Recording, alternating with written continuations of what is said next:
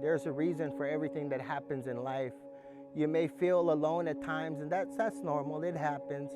But know this, God in his word, he says, I will never leave you nor forsake you. And so I want to encourage you to believe in the Father, believe in the Creator, believe in the Savior, and he will always have your back.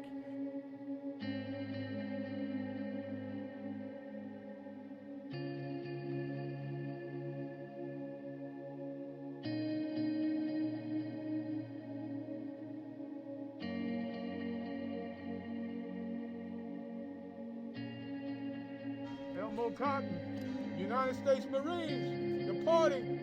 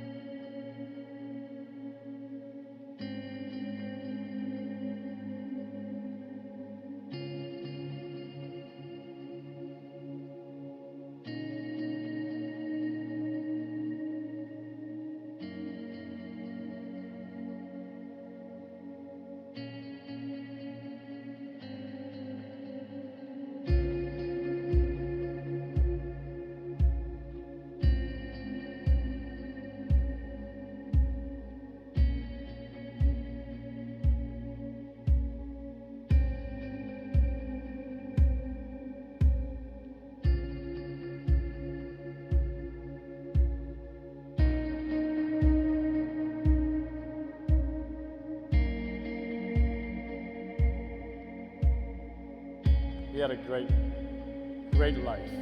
He was most fun-loving, and he was always cheerful. He was always smiling, and it was just joy to get to know him. I wish I had more privileges to meet him, especially at his last moments. Were it not for this pandemic, I wanted to spend more time with him and get to know him and his spiritual life. Because as though he has accomplished so much, I can't think of too many people who have accomplished more or enjoyed his life more.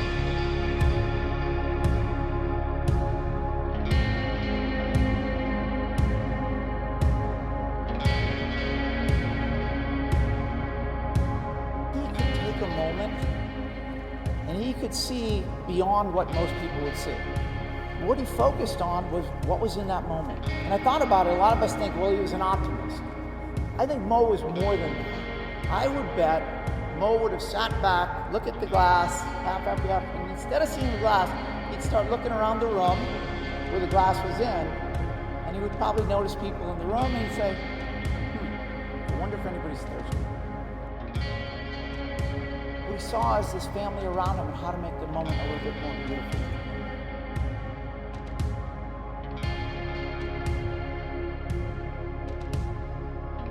This is a man who's been there and done that. This is a man who's done great things, and he's also had difficulties in the life.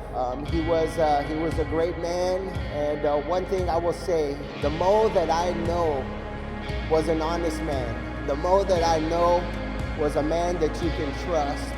The Mo that I know was compassionate, was loving, but the way he lived his life in itself was evidence enough that this man was full of love. And I'm gonna miss him.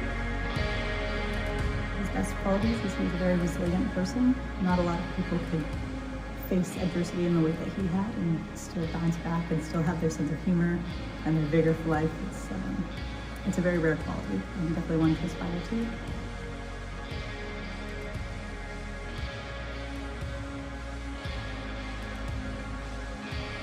So when I was little, Grandpa used to always come to me and he would say, Haley, I have a secret, but you can't tell anyone. And he would say, you're my favorite.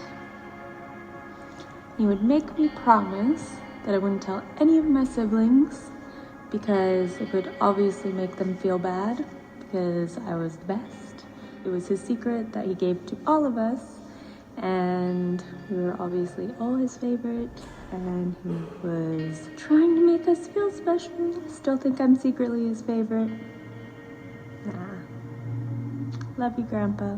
When I was a kid, I wanted to be a famous artist because I saw Grandpa as a famous artist. He and I used to paint a lot when we were together alone. It was kind of our thing that we had of me and my siblings. And I feel like without him doing that with me from a young age, I probably wouldn't love making artwork as much as I do now, and it's a big part of my life. When I was a kid till now, I model the way I am off of him. And it's not just because he was kind and generous and always in your corner, but he was the funniest person you'd ever meet.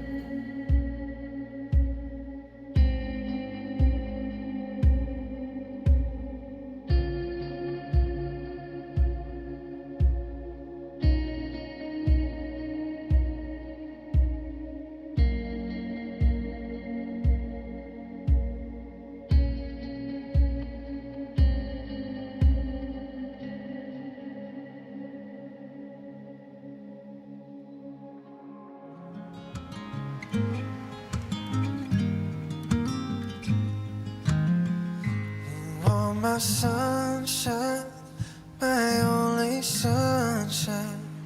You make me happy when skies are gray. You never know, dear, how much I love you. Please don't take my sunshine away. Please don't take my sunshine.